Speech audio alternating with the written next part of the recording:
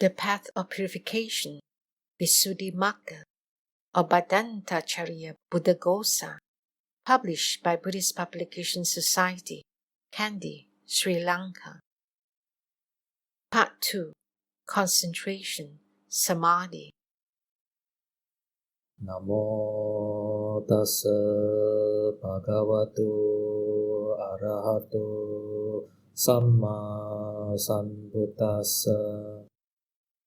Namo tassa bhagavato arahato samma sambuddhassa.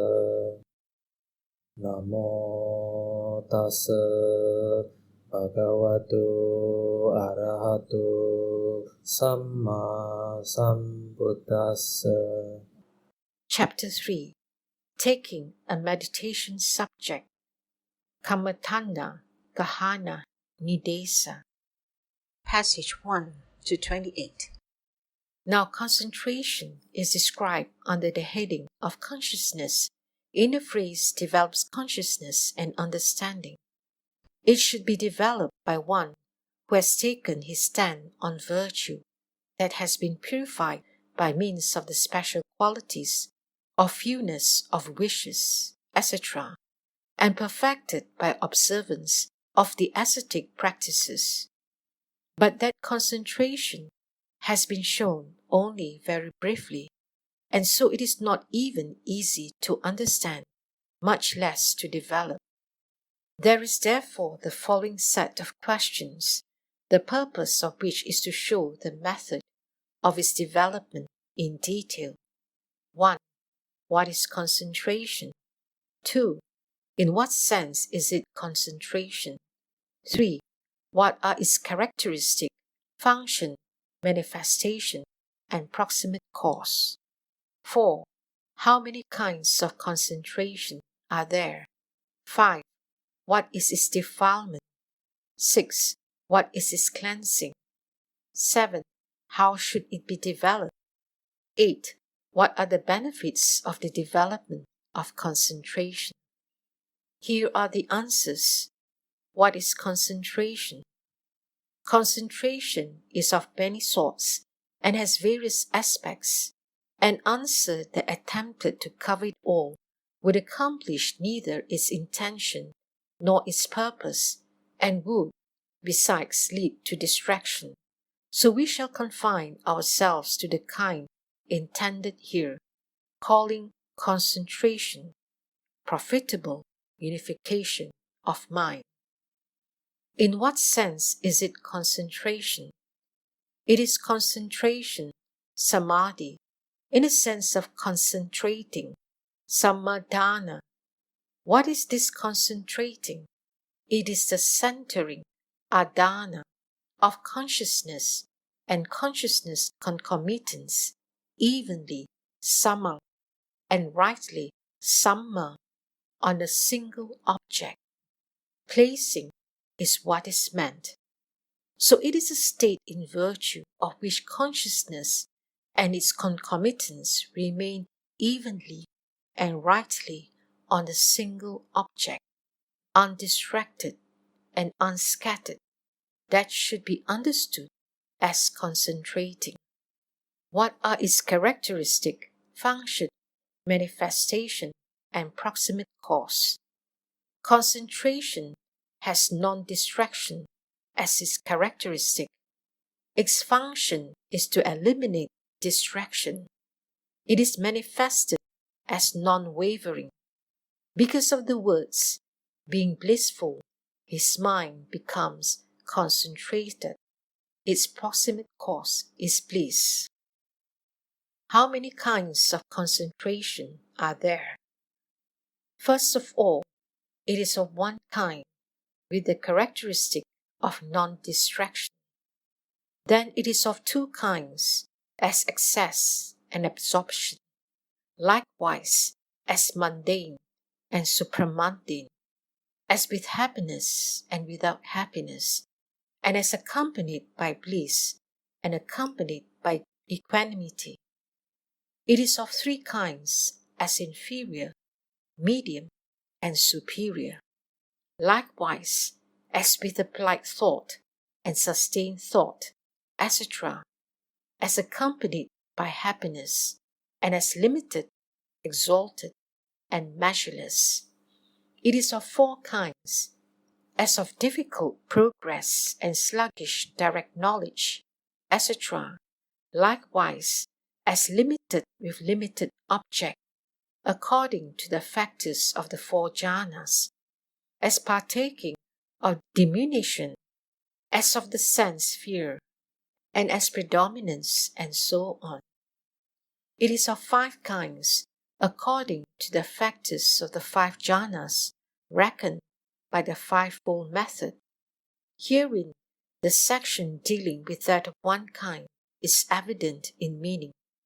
In the section dealing with that of two kinds, excess concentration is the unification of mind obtained by the following, that is to say, the six recollections, mindfulness of death, the recollection of peace, the perception of repulsiveness in nutriment, and the defining of the four elements. And it is the unification that precedes absorption concentration. Absorption concentration is the unification that follows immediately upon the preliminary work because of the words, the first jhana, preliminary work, is a condition as proximity condition for the first jhana. So it is of two kinds, as excess and absorption. In the second diet, mundane concentration is profitable unification of mind in the three planes. Supramundane concentration is the unification associated with the noble paths. So it is of two kinds, as mundane and supramundane. In the third diet, concentration with happiness is the unification of mind in two jhanas in the fourfold reckoning, and in the three jhanas in the fivefold reckoning. Concentration without happiness is a unification in the remaining two jhanas, but excess concentration may be with happiness or without happiness, so it is of two kinds, as with happiness and without happiness. In the fourth diet, concentration accompanied by bliss is the unification in three jhanas in the fourfold and four in the fivefold reckoning. That accompanied by equanimity is that in the remaining jhana. Excess concentration may be accompanied by bliss or accompanied by equanimity. So it is of two kinds, as accompanied by bliss and accompanied by equanimity. In the first of the triads, what has only just been acquired is inferior. What is not very well developed is medium. What is well developed and has reached mastery is superior. So it is of three kinds, as inferior, medium, and superior. In the second triad, that with applied thought and sustained thought is the concentration of the first jhana together with excess concentration. That without applied thought, with sustained thought only, is the concentration of the second jhana in the fivefold reckoning. For when the man sees danger only in applied thought and not in sustained thought, he aspires only to abandon applied thought when he passes beyond the first jhana, and so he obtains concentration without applied thought and with sustained thought only. This is said with reference to him. Concentration without applied thought and sustained thought is the unification in the three jhanas, beginning with the second in the fourfold reckoning and with the third in the fivefold reckoning. So it is of three kinds, as with applied thought and sustained thought, and so on. In the third triad, Concentration accompanied by happiness is the unification in the two first jhanas in the fourfold reckoning and the three first jhanas in the fivefold reckoning. Concentration accompanied by bliss is the unification in those same jhanas and in the third and the fourth respectively in the two reckonings. That accompanied by equanimity is that in the remaining jhana. Excess concentration may be accompanied by bliss and happiness or accompanied by equanimity. So it is of three kinds, as accompanied by happiness, and so on. In the fourth triad, limited concentration is unification on the plane of excess.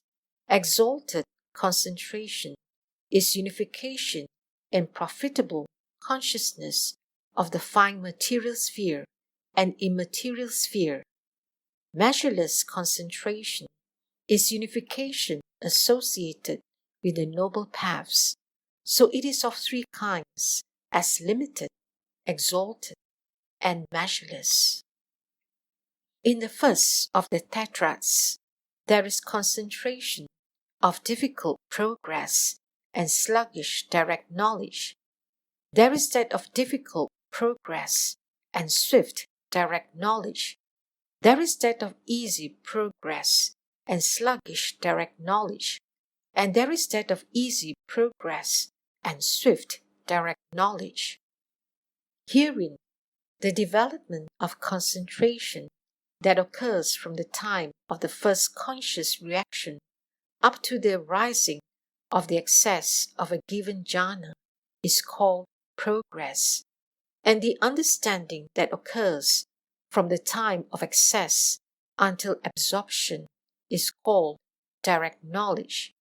That progress is difficult for some, being troublesome owing to the tenacious resistance of the inimical states beginning with the hindrances. The meaning is that it is cultivated without ease. It is easy for others because of the absence of those difficulties.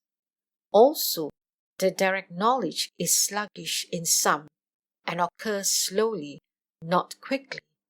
In others, it is swift and occurs rapidly, not slowly. Herein, we shall comment below upon the suitable and unsuitable, the preparatory tasks consisting in the severing of impediments, etc., and skill in absorption. When a man cultivates what is unsuitable, his progress is difficult and his direct knowledge sluggish. When he cultivates what is suitable, his progress is easy and his direct knowledge swift.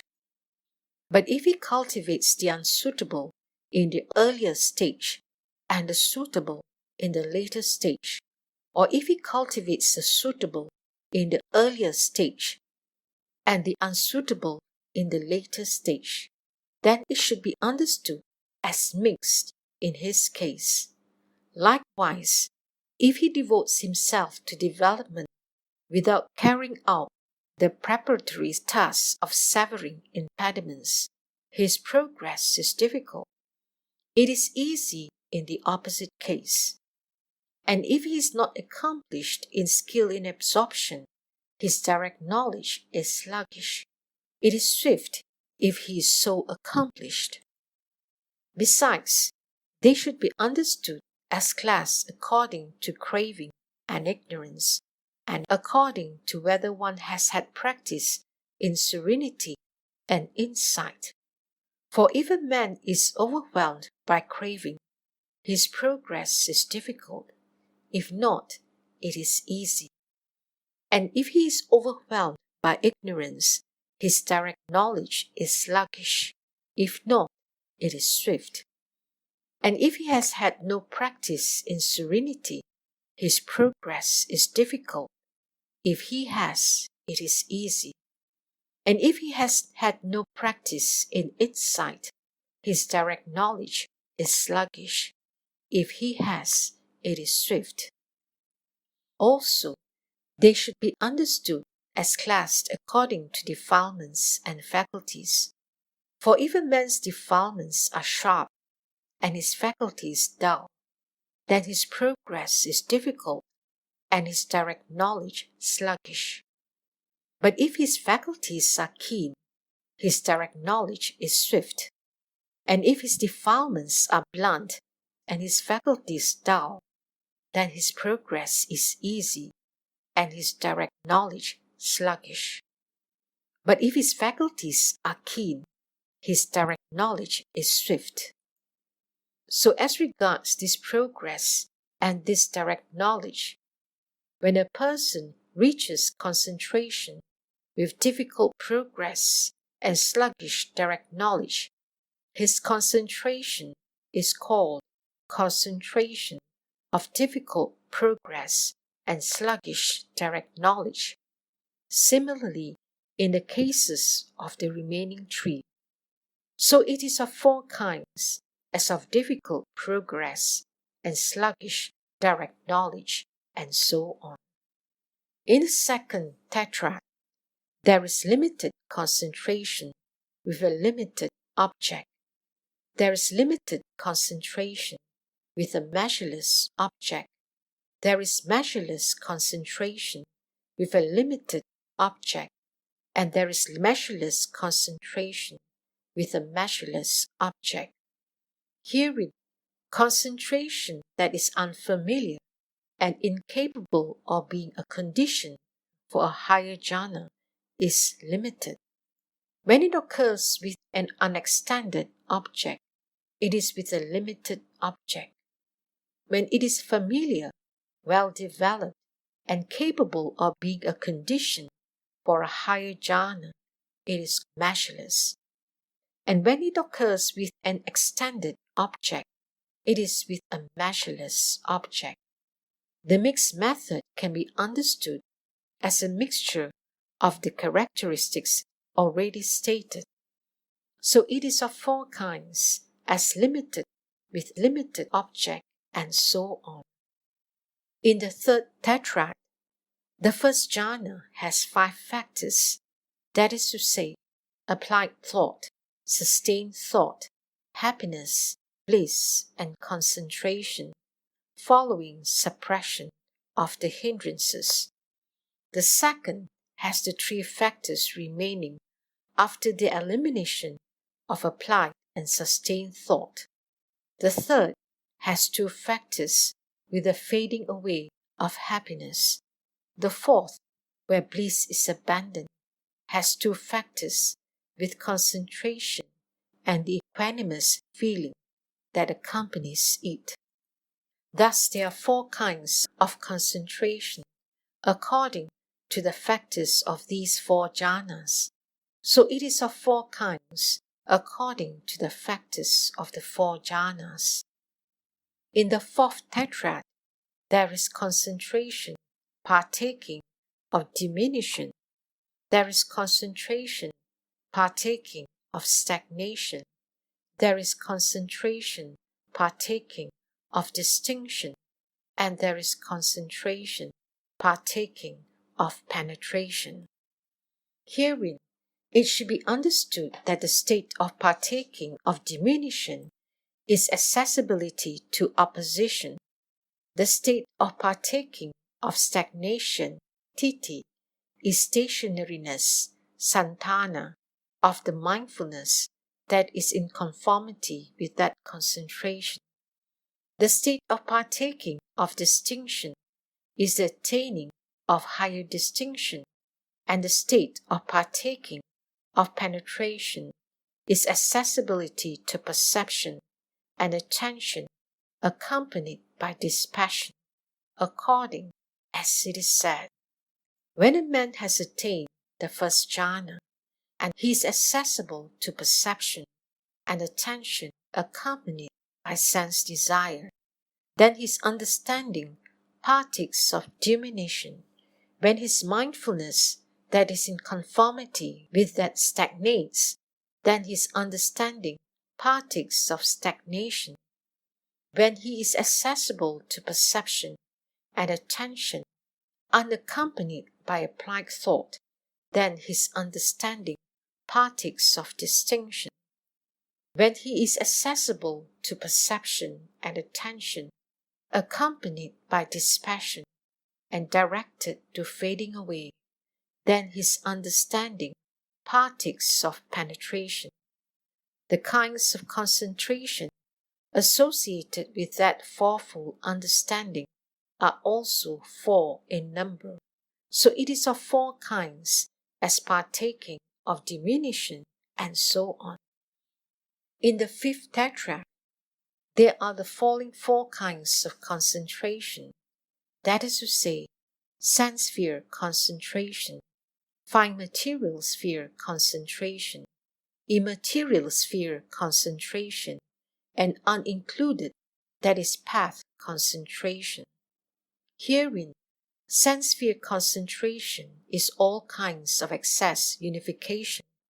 Likewise, the other three are respectively profitable unification of mind associated with fine material, immaterial, and path jhana. So it is of four kinds as of sense sphere, and so on. In the sixth tetrad, if a bhikkhu obtains concentration, obtains unification of mind by making zeal predominant, this is called concentration due to zeal. If by making energy predominant, if by making natural purity of consciousness predominant, if by making inquiry predominant, this is called concentration due to inquiry. So it is of four kinds as predominance. In the Pantan, there are 5 jhanas by dividing into what is called the second jhana in the fourfold reckoning, and taking the second jhana to be due to the surmounting of only applied thought, and the third jhana to be due to the surmounting of both applied and sustained thought. There are 5 kinds of concentration according to the factors of these 5 jhanas, so it is fivefoldness should be understood according to the 5 sets of jhana factors. What is its defilement? What is its cleansing? Here the answer is given in the Vibhanga. Defilement is a state partaking of diminution. Cleansing is a state partaking of distinction. Herein, the state partaking of diminution should be understood in this way. When a man has attained the first jhana, and he is accessible to perception and attention accompanied by sense desire, then his understanding partakes of diminution. And a state partaking of distinction should be understood in this way. When he is accessible to perception and attention unaccompanied by applied thought, then his understanding partakes of distinction. How should it be developed? Development, in brief, the method of developing the kind of concentration associated with the noble paths mentioned under that of the 2 kinds as mundane and supramundane, etc., is included in the method of developing understanding. For in developing path understanding, that is developed too. So we shall say nothing separately here about how that is to be developed. But mundane concentration should be developed by one who has taken his stand on virtue that is quite purified in the way already stated. He should sever any of the 10 impediments that he may have.